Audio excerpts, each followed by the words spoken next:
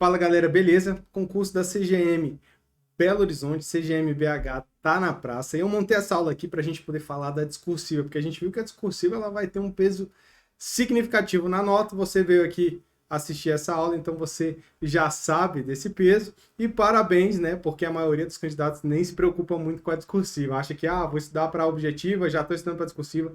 E a gente sabe que não é bem assim. Então, para valorizar o seu tempo, eu montei essa aula de forma bem objetiva. Eu vou apresentar para você esse modelo da banca FGV e a gente vai trazer a resolução completa de uma questão aqui de 20 linhas da FGV para você entender a técnica. E ao longo dessa explanação aqui, a gente vai te passando já algumas orientações do que fazer e do que não fazer nessa prova, tá?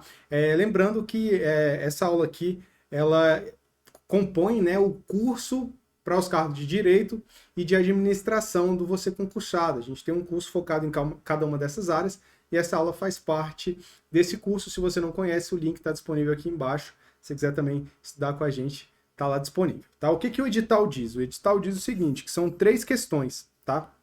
A questão 1, ela vai versar necessariamente sobre auditoria e controle interno ou externo e vai valer 100 pontos. Ela tem que ser redigida em no máximo entre 10 e 20 linhas. A questão 2, tá? Ela vai cobrar conhecimento especializado e a questão 3, conhecimento especializado. Então vai ser uma das questões especializadas da área do direito ou da área de administração. E aqui é a mesma coisa, do direito ou da administração, a depender do cargo que você está concorrendo. Então essas duas questões aqui são conhecimento especializado, só que elas valem cada uma 50 pontos. O edital ainda diz o seguinte, então a gente tem aqui um total de 200 pontos, mas para ser aprovado o candidato precisa tirar no mínimo 60%, isso é 120 pontos, tá? E aqui que está a grande questão, né? As provas da FGV normalmente são provas mais densas. Quando são provas discursivas, são provas que exigem bastante ali do candidato. Às vezes não só o conhecimento da norma, às vezes o conhecimento de uma jurisprudência, conhecimento de alguma doutrina específica. Então, assim, são provas que têm ali uma peculiaridade, têm um certo nível de dificuldade. Tá? Então, se a pessoa não vai bem preparada para essa prova discursiva, não conhece bem as técnicas, não está familiarizada ali com o modelo de cobrança da banca FGV, ela acaba às vezes se perdendo na resposta ou às vezes nem conseguindo responder. E se você deixa uma das questões aqui em branco, você já está praticamente eliminado, né? Porque se você deixar a questão 1 em branco, já era, né? Porque você já vai ter 50% só se acertar o restante, então essa daqui não pode deixar em branco de jeito nenhum. Se você deixar uma dessas aqui em branco, você só tem como alcançar 150, se você gabaritar as outras duas. Então já começa a ficar muito complicada a sua vida, até porque, né, a tendência é que os candidatos busquem ali a nota máxima, próxima de 200, e se você já está concorrendo para 150, você já está muito atrás de mais candidatos. Então, não dá para deixar nenhuma questão em branco, beleza? Eu vou até mostrar a técnica aqui, talvez você consiga utilizar essa técnica até para aquela questão que talvez você não domine o tema, para você responder mesmo assim. Então tem que responder, tem que chutar, e existe técnica para fazer isso, né? Então tem que adotar essa técnica. E aí, com essa técnica, né, focando aqui nessa aula, o objetivo é que você consiga aí uma nota excelente nas provas discursivas, assim como os alunos do Você Concursado vem conseguindo, né? A gente tem vários alunos aprovados no concurso da área de controle, da CGU, do TCU, né? Vários tribunais de contas e controladorias gerais de estados e municípios, tá? Então, assim, é um treinamento que de fato ajuda você a ser aprovado e eu vou te passar aqui as estratégias. Vamos lá, se ao longo da aula você tiver alguma dúvida, pode mandar uma mensagem lá no Você Concursado, no Telegram, né? A gente sabe que essa preparação aí para discursiva, preparação para concurso em si, né, ela acaba sendo muito solitária, né? Então, se você tem um canal ali no Instagram, no Telegram, para poder mandar uma mensagem no momento de dúvida e tal, é bom aproveitar. Então, adiciona aí esses contatos para você e não hesite em encaminhar para a gente alguma dúvida, tá? Vamos nessa. Para poder a gente analisar, tá, o modelo da FGV aqui, de passar algumas estratégias, eu selecionei uma questão lá na biblioteca de discursivas. Tá? É um sistema aqui do Você Concursado em que você consegue filtrar questões discursivas aplicadas em provas anteriores. Tem até algumas questões inéditas. E você consegue selecionar por banca, por quantidade de linhas, por matéria, né? Até por texto solto ali, uma palavra-chave, enfim. Então é uma ferramenta bem interessante que evita de você ficar entrando no site da FGV, indo atrás de uma prova específica, vendo se aquela prova está dentro da matéria que você queria, enfim, já está tudo meio que mastigado para você lá na biblioteca discursivas. Aí eu entrei lá, selecionei uma questão da FGV aplicada em 2022 no concurso do TCU para o cargo de auditor de controle externo. Então, um concurso aí também da área de controle, né, e alto nível ainda, aplicado pela banca FGV. A questão, ela veio num formato que a gente chama de formato estudo de caso, ou questão prática, tá? A banca também chama dessa forma, estudo de caso ou questão prática. É um formato em que a banca vai cobrar o conhecimento, mas de forma um pouco mais direcionada, mais prática, mais parecida com o mundo real. Tá? Então, no enunciado, ela, em vez de trazer um texto motivador, algum texto solto, ela vai trazer uma situação hipotética, ela vai contar uma historinha. Depois, ela vai vir com um comando da questão e depois vai elencar para você o que você precisa responder. Então, o que ela quer saber de você acerca daquela situação. Na situação hipotética, como eu disse, ela vai contar uma historinha. Então, ó, o Tribunal de Contas da União apreciou as contas apresentadas por João, tal.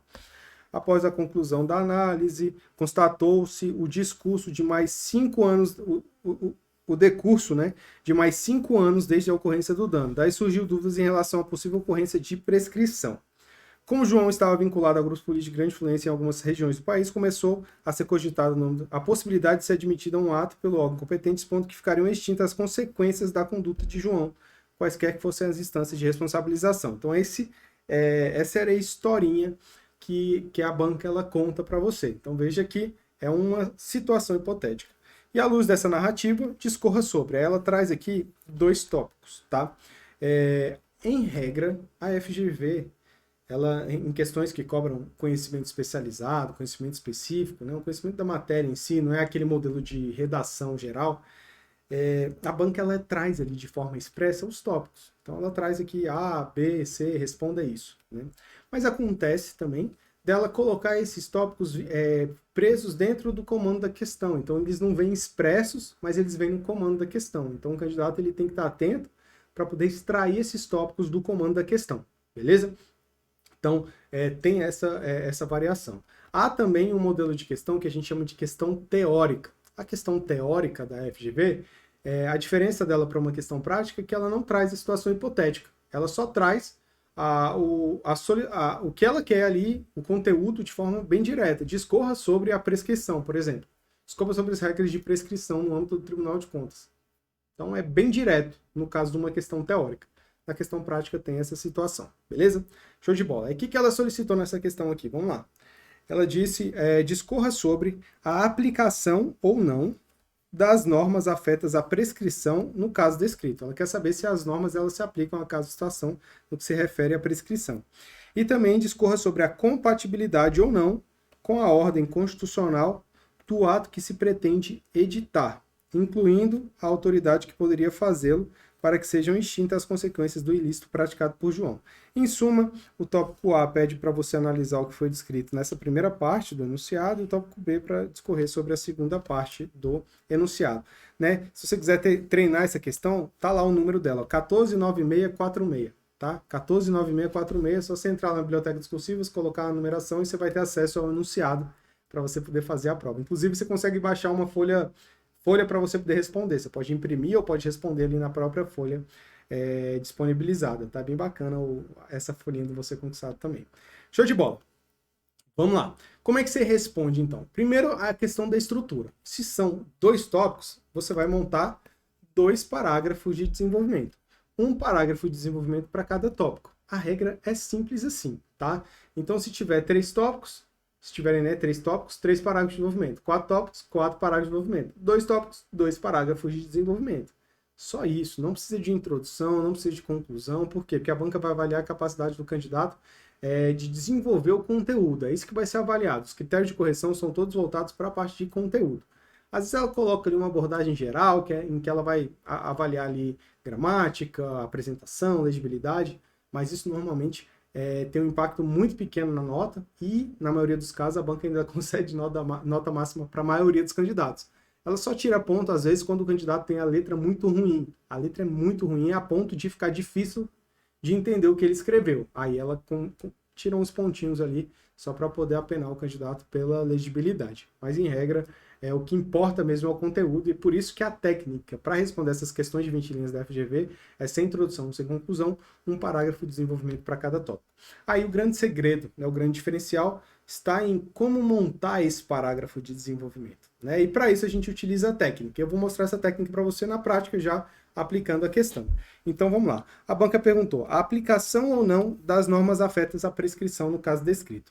Aqui, como a ideia da aula é te mostrar a técnica, eu não vou ficar batendo muito nessa questão do conteúdo em si, tá? Aqui é só para você ver a estrutura do parágrafo. Então vamos lá. Como é que você vai iniciar? Você vai colocar um elemento coesivo aqui. Esse elemento coesivo é facultativo, mas é interessante colocar porque já ajuda você a iniciar o texto, né? Às vezes dá aquele branco, eu não sei como é que começa o texto e tal. Já cria um elemento coesivo coringa, né? De estimação aí para você. E aí você começa o texto com ele, porque aí já destrava aquela trava inicial. Destrava aquela trava, né? Destrava aquele medo inicial de começar a discursiva. Então eu gosto de usar isso preliminarmente. Tá? Então, preliminarmente, defende-se que... Aí, o que eu vou fazer aqui? Ó? Nesse primeiro período aqui, que é o que a gente chama de tópico frasal, eu já vou meio que deixar meu ponto de vista acerca da situação. Já vou meio que responder o que foi solicitado, mas de forma bem direta, sem fundamentar. Então, ó, defende-se que as regras de prescrição são aplicáveis ao presente caso. Ele não perguntou se é a aplicação ou não das normas? Eu falo, é aplicável. Tá? Então, o tópico frasal já responde. Sendo bem pragmático aqui, se eu usasse só isso aqui, eu já tinha respondido e eu já deveria receber a nota máxima, porque a banca ela só perguntou isso. Mas, se tratando de um concurso da FGV, mesmo que ela não peça, é imprescindível que você fundamente a sua resposta. Você tem que trazer o fundamento. A banca ela quer saber se você sabe o conteúdo, e para isso você precisa fundamentar. Não adianta só trazer pode ou não pode, tá? Então, nesse caso aqui, eu trago um tópico frasal que são aplicáveis ao presente caso. E onde é que eu vou desenvolver isso? Aí eu desenvolvo isso no que a gente chama aqui de argumento principal regra. É onde eu vou falar sobre as regras que tratam da matéria que a gente está vendo, que é a prescrição aqui. Então eu vou fazer como? Se é uma regra, ela está em alguma constituição, está em alguma jurisprudência, está em alguma lei, está em algum local. Aí eu já vou trazer esse local aqui. Segundo a Constituição Federal de 1988, tá? Isso aqui é o que eu chamo de recurso de autoridade. É você dar robustez, dar legitimidade ao seu argumento. Pô, examinador, não tirei da minha cabeça essa informação. Essa informação está lá na Constituição Federal. E por estar na Constituição Federal, já tem uma certa força, tem uma certa legitimidade a sua resposta. Tá? Então é isso que fortalece o argumento. Aí eu vou falar, imprescritibilidade é regra para as ações de ressarcimento pelos danos que os agentes públicos causam ao patrimônio público. Ainda nesse sentido, o STF preceitua que somente são imprescritíveis as ações de ressarcimento ao erário fundadas na prática de ato doloso de improbidade administrativa. Assim, em relação aos demais ilícitos que não consistam na prática dolosa de ato de improbidade, a ação é prescritível. Tá? Então eu trouxe aqui o que a regra da Constituição, né, trouxe aqui o entendimento do STF. Né? Então a regra prescreve em 5 anos. Aí o STF salvo no caso de uma ação dolosa, né, que houve má-fé, aí é imprescritível. Mas se não tiver má-fé, não tiver comprovado o dolo, prescreve. Beleza, essa é a regra. Tá, mas a banca pediu para analisar no caso. Aí vem a segunda parte do parágrafo. Ó, argumento principal, caso concreto. Então, ó, no caso narrado, como a conduta de João consistiu na ausência de comprovação de parte dos gastos realizados, a decisão proferida pelo Tribunal de Contas não se enquadra na exceção de imprescritibilidade, pois apenas realizou o julgamento técnico das contas, não propriamente julgando João, o que atrai a incidência das regras concernentes à prescrição. Então, o que isso quer dizer? Ora, não foi comprovada a má-fé, não foi comprovado o dolo. Então, não é a exceção. Se não é a exceção, aplica-se a regra, e a regra é que prescreve. Então, é essa a informação. Mas veja que interessante, ó. Tópico frasal, eu já respondo o que a banca pediu. Argumento principal, regra, eu vou fundamentar, vou embasar, vou trazer o conhecimento técnico sobre aquela matéria que está sendo cobrada na questão. E depois eu venho com o argumento principal, com o caso concreto, para avaliar a situação hipotética com base nessa regra que eu criei. Essa é a lógica para você responder a um parágrafo, a uma questão no estilo situação hipotética. Ah, Bruno, e se fosse uma questão prática, que não é uma situação hipotética? Aí você vai usar só o argumento principal regra. porque não vai ter situação hipotética, não vai ter caso concreto para se analisar, beleza? Mas a regra, a estratégia é sempre a mesma. Tópico frasal faz referência ao que foi solicitado, já dá um direcionamento, já dá uma resposta ao que foi solicitado, e o argumento principal você vai fundamentar essa resposta, iniciando ali sempre com um recurso de autoridade. Beleza? Vamos ver como é que ficaria o segundo parágrafo? A compatibilidade ou não com a ordem constitucional do ato que se pretende editar, incluindo a autoridade que poderia fazê-lo para que sejam extintas as consequências do ilícito praticado por João. Aí vem, por fim, o elemento coesivo aqui para finalizar o texto. O ato que os grupos políticos pretendem editar trata-se da anistia, cujo objetivo é extinguir as consequências da conduta de João em todas as instâncias de responsabilização. Então eu já identifiquei qual é esse ato. Então, já veja que eu já faço uma referência à situação hipotética. Aí eu venho, conforme a CF 88, aqui, eu posso usar a sigla. Por quê? Porque eu citei ela aqui, eu citei Constituição Federal de 88 e botei a sigla. Aí aqui eu já posso usar só a sigla. Então, recurso de autoridade. Aí eu venho com o argumento principal, regra. A anistia é compatível com a ordem constitucional de competência privativa do Congresso Nacional, sendo vinculada em lei com a correlata participação do presidente da República. Então, eu já digo quem é a autoridade que pretende fazer, né? Que nesse caso aqui é a competência do Congresso Nacional. Beleza. Então, trouxe aqui a parte da regra. Aí vem o argumento principal, caso concreto. No presente caso, com a concessão da anistia, serão extintas as consequências do ilícito praticado por João. Tá? Então, veja, aqui, a compatibilidade ou não do ato. Qual ato? O ato é a anistia. Ela é compatível com a Constituição. A anistia é compatível com a ordem constitucional. Tá vendo? Veja que a minha resposta ela vai mostrando, vai seguindo o que foi solicitado, incluindo a autoridade que pode fazê-lo, aqui é a autoridade, para que sejam extintas as consequências do ato. Então, vai ser extintas as consequências do ato por João. Então, eu já faço a referência ao caso concreto novamente. Entendeu? Então, assim, veja que o parágrafo, ele é flexível, né? Você pode mudar ali, mas você tem que responder a tudo que foi solicitado. E essa resposta tem que estar clara. É comum, né, a gente pegar redações em que o candidato ele tenta contextualizar demais uma matéria, né? E a gente só tem 20 linhas para poder utilizar para responder nesse concurso. Então não dá para ficar perdendo muito ponto, ou muitas linhas, né, contextualizando, trazendo uma historinha. Não, tem que responder o que foi solicitado. É o que o examinador vai procurar. Imagina, tem não sei quantas provas lá para poder corrigir, o cara cansado, às vezes trabalha o dia inteiro, vai corrigir essas provas à noite. Aí ele pega a redação, o candidato tá lá discorrendo sobre não sei o que e tal, e ele tentando achar a resposta e não acha, porque tá escondida ali dentro das palavras. Não, aí ele vai querer que você responda de forma bem direta. Poxa, tá aqui o que foi solicitado, a resposta é esta, usou a mesma palavra, inclusive. É compatível? É compatível, né? Então, você facilita muito a correção e aí evita, né, aquele problema de, às vezes, você responder certo, mas o examinador não encontrar a resposta, aí você tem que entrar com recurso e contar com a boa vontade do examinador para poder te dar aquela pontuação, né? Então, você faz um processo muito, muito mais complexo.